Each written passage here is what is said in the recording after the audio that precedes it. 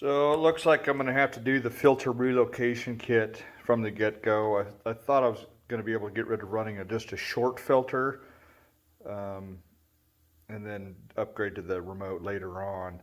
The filter I have on there right now is for a Chrysler 3.8. It's just one I had on the shelf that fit, but I don't think it fits properly, and it's pretty small, but it does fit in that spot. So I ordered what everybody recommends are these this Wix 51372. It's a shorter than what normally comes on them. I think these are factory for some of the, was it the Explorers or something with the 5-liter. They came with these filters. Maybe must have had clearance issues as well.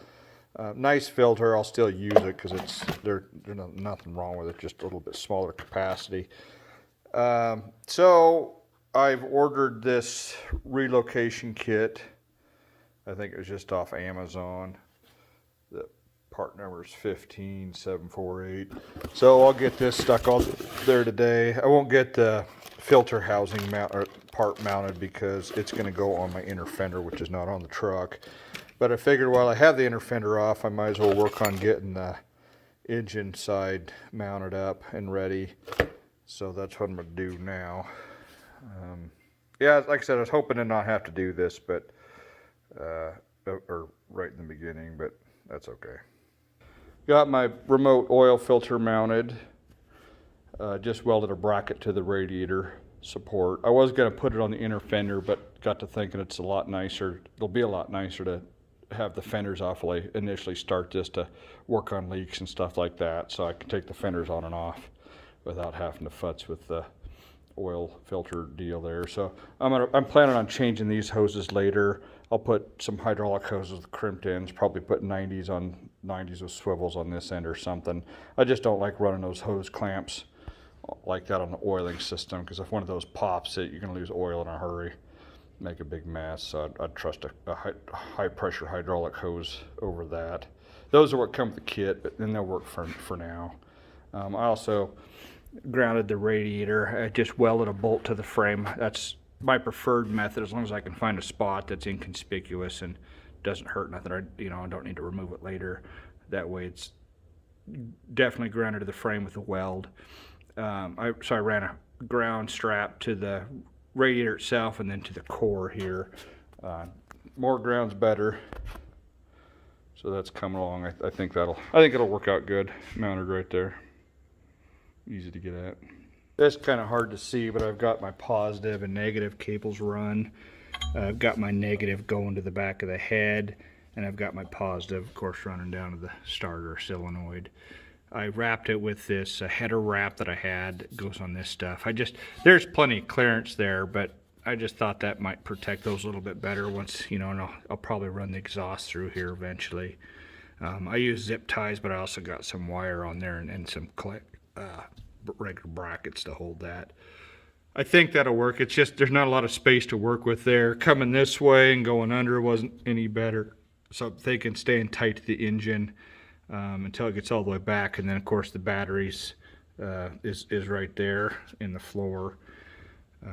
And I've used a 2-aught wire because it's what I have on hand, and it's welding wire, so it's that real fine not thread, but whatever the wires inside of are finer than battery cable. It's more like speaker wire or something, but a lot higher quality, less voltage loss that way. And you really can't oversize your cables. You're always going to have voltage and loss. So I'm all for bigger. And that's what I had. I've got a crimper and all that. I'm able to make my own cables with that stuff. So why not? And that welding cable is also really flexible, which is nice. It's easy to route around, and it's already got the oil rated sheathing and all that good stuff. So that'll be good, I think. More reliable that way. Got the computer temporarily installed, as well as the air intake system. This is just a piece of sheet metal thing that I had, and I mounted it to the bolts that hold the heater housing in, so it didn't have to drill anything for that. Long term, I'm going to put this inside, but I'm not confident enough yet to drill a hole in a massive hole this thing in the firewall just yet, until I know everything's happy. So it can sit there for now. It's completely out of the way, so I can take the fenders on and off.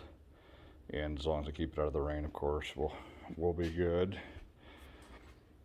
So get a little bit closer. I still need to get some fittings to loop this back into itself, the heater hoses. This one's 3/4 and that one's 5/8. So I've got to get a couple barb connections and make a U out of that so I can have that hooked up, even though I don't have a heater core at the moment or one I'm going to hook up.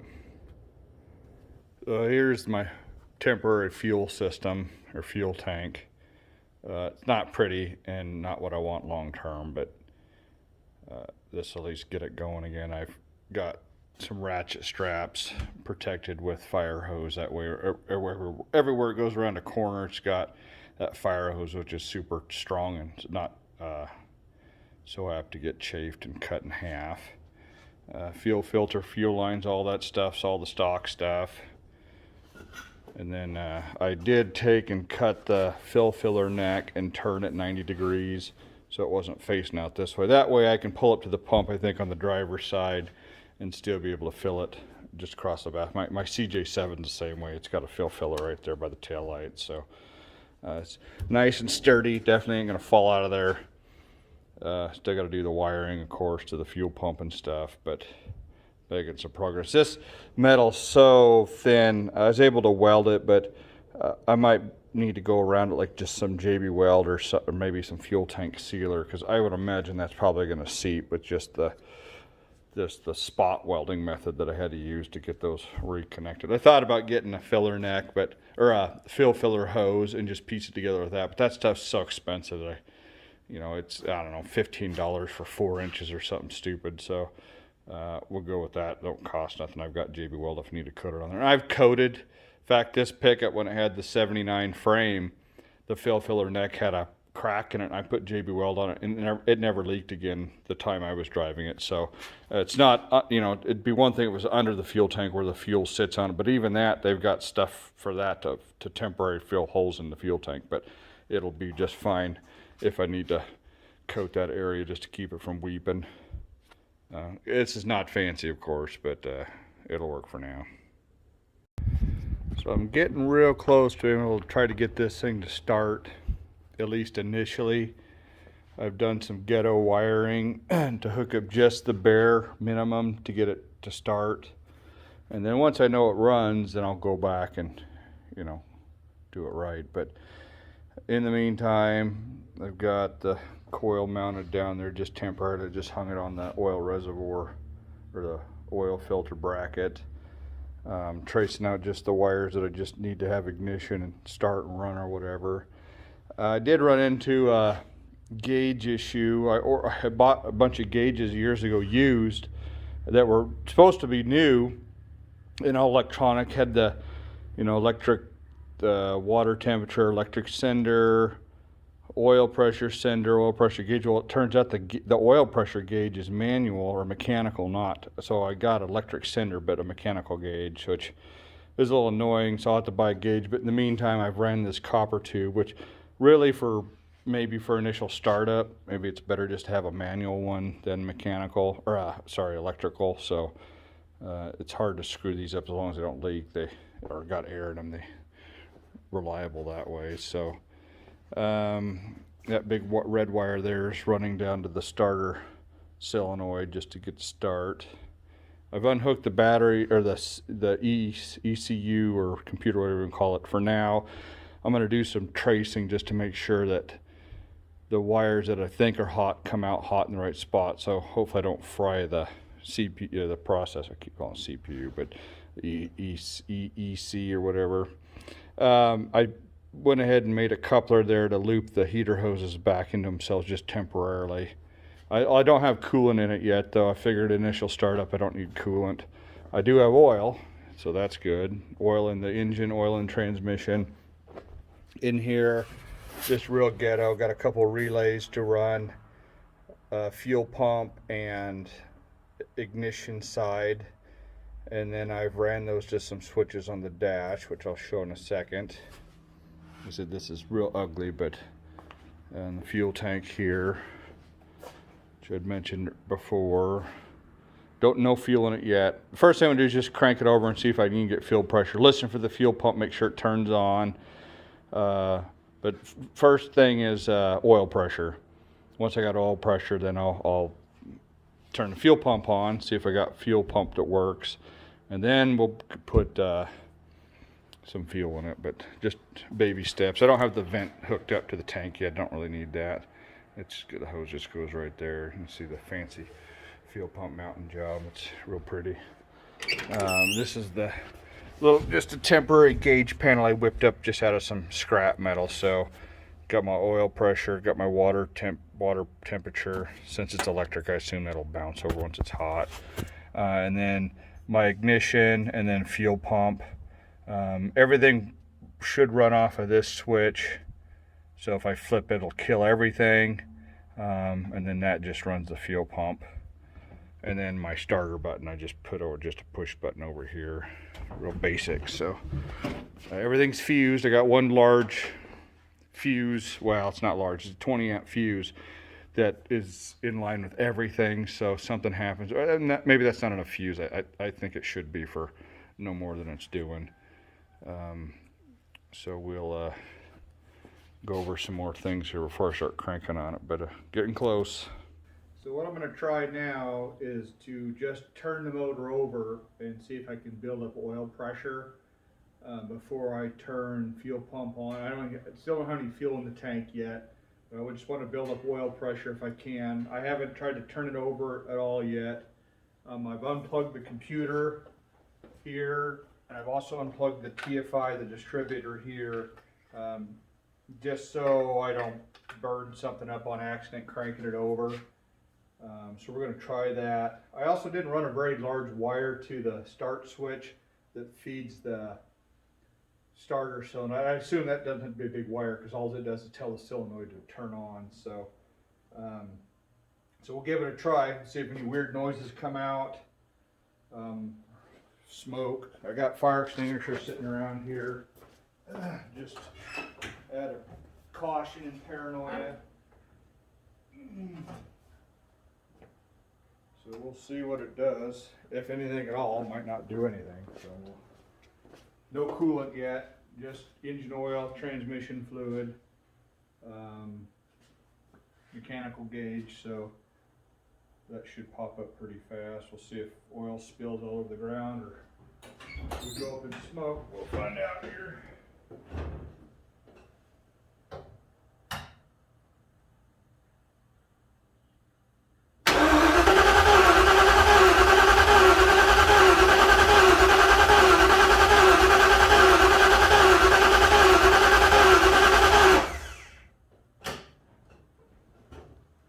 No oil pressure yet, but turning over good, so that's always a nice sign. I'm just doing a little check here, make sure nothing else looks weird.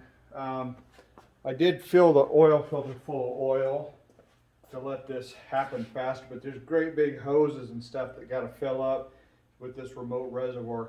I can see it's going to take a while to crank it to build up oil pressure completely. So I'll crank on some more here. But that's good, I'm happy, at least the starter's working.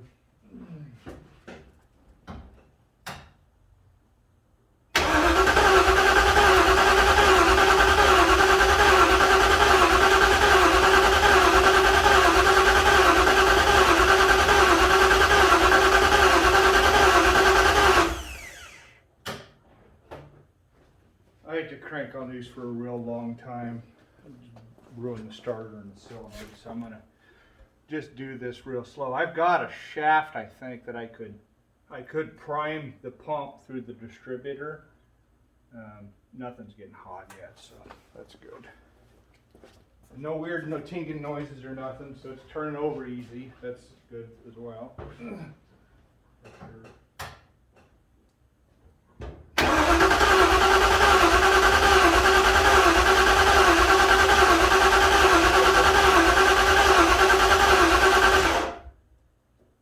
Pressure's coming up. Very good.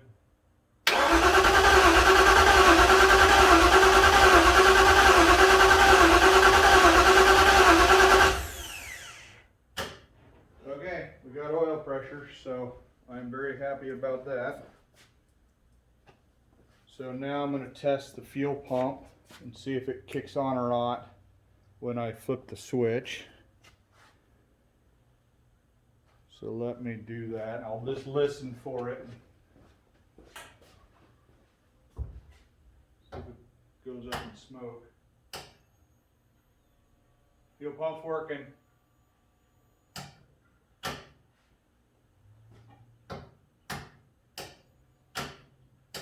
Okay, so we got fuel pump. Engine turns over.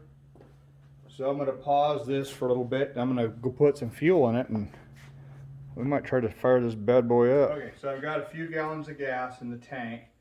So now I'm going to flip the fuel pump on and go around and look for leaks in the fuel system, front to back, including on the intake and stuff, because I've taken all that stuff apart. So some of the O-rings weren't replaced, so I might end up having to chase down a fuel leak before I can even get it started, but we're going to test that next. So give that a go here.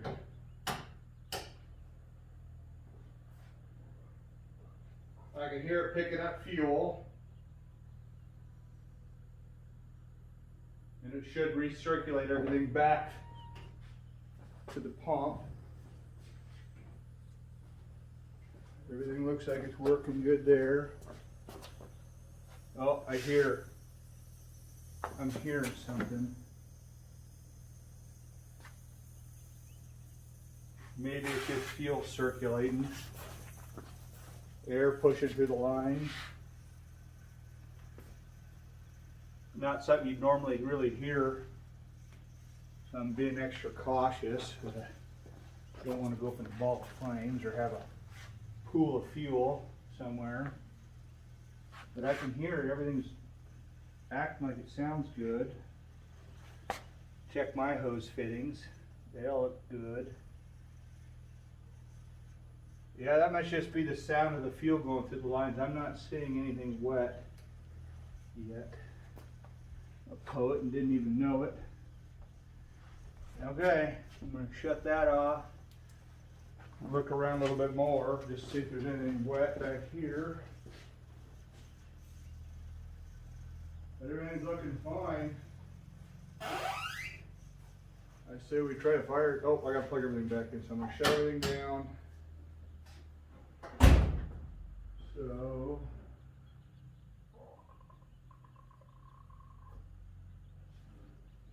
looking good. So I'm going to hook up the TFI, and I'm going to hook up the ECU. And that takes 8mm, I think. No, 10? 10, sorry. Should have trusted my gut. And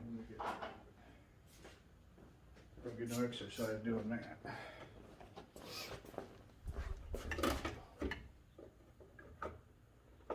And I hope I don't fry this thing, because that would really make me sad. I don't know, I went over everything several times. I feel pretty good. I don't know if what I have is right, but I don't think it's so wrong it's going to hurt something. My only fear is maybe there's something I didn't get hooked up power-wise, but I don't know. These, I guess, are simpler than the GMs to swap in, so I believe we're okay. And we're about to find out, so. See how easy it starts and stops, or if it does or not. Here we go.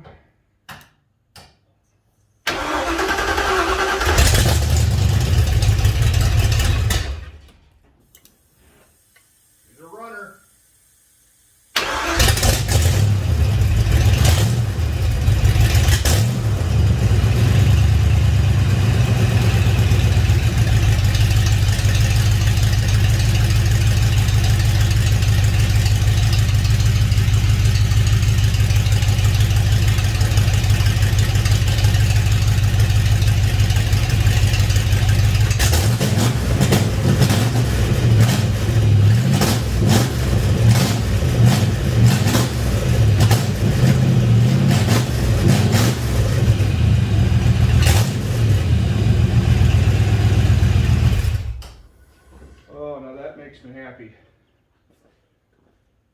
got smoke, which I kind of figured. New paint and all that stuff. So the next step is we'll put some coolant in her and let her run a little bit longer. So I like how the steering went ahead and took off. And we'll address that later. Awesome. Boy, to start so easy after sitting and being out of another car, man, I'm tickled. So that's awesome. We'll put some coolant in there. So it runs and I'm super happy, but I have a power steering issue where the second I start it up, it violently turns to the right.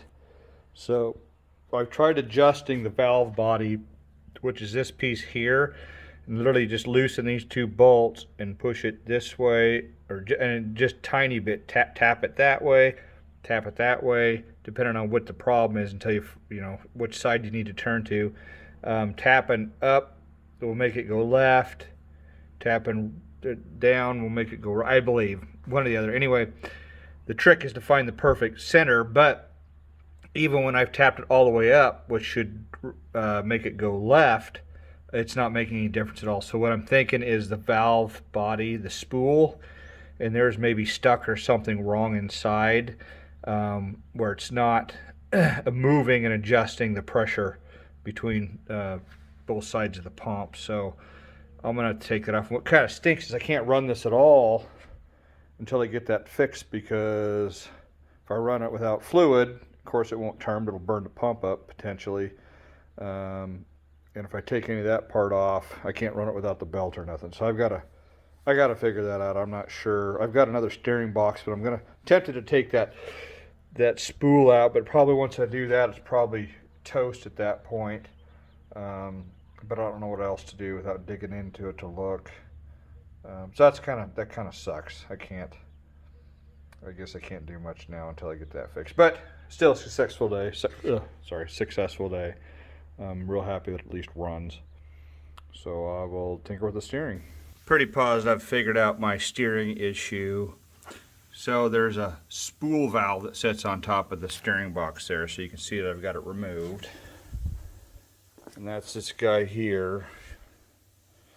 Got two of them. So there's a little valve that pushes back and forth in here, and tells it which hole to be putting pressure from or releasing pressure from, and that was just stuck in there. I got it to come out, and it's all pitted and nasty. So, in hydraulics, that's death. Any pitting and stuff like that's going to let oil release pressure where you don't want it. So, or just be sticky. So I've got my extra front end, so I've taken the valve off of it, and it's fine. It's that little valve, the little spool moves back and forth, and they're just fine.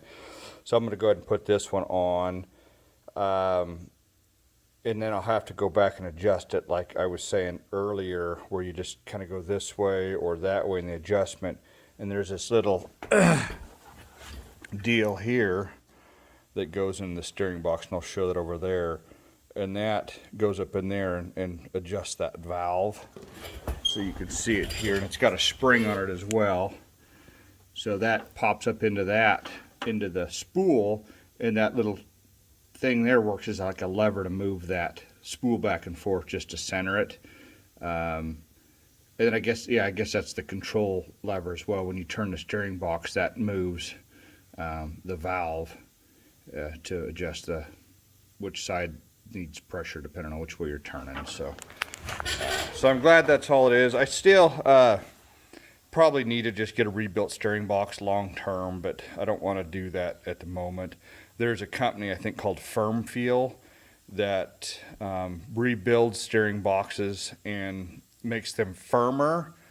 You can get the original police package firmness, or you can even get, I think, 2 levels of firmness above that. So I'd kind of like to drive this thing before I determine how firm I want the steering wheel. But that's a problem in Mopars, is the steering is so sensitive. So a lot of guys like putting the firmer feel box in them, and tightens that, or makes it, you don't have to drive with your pinky anymore. You can drive like a normal car. So I'll do this, see what this does, and then we'll go from there. So swapping that spool valve housing and stuff did fix it. This is one of the extra one that I had. So now it's works just fine. Starts up, wheels don't turn. I mean, by themselves. Turns just fine when I'm using the steering wheel. So quick fix. I'm glad I had extra parts.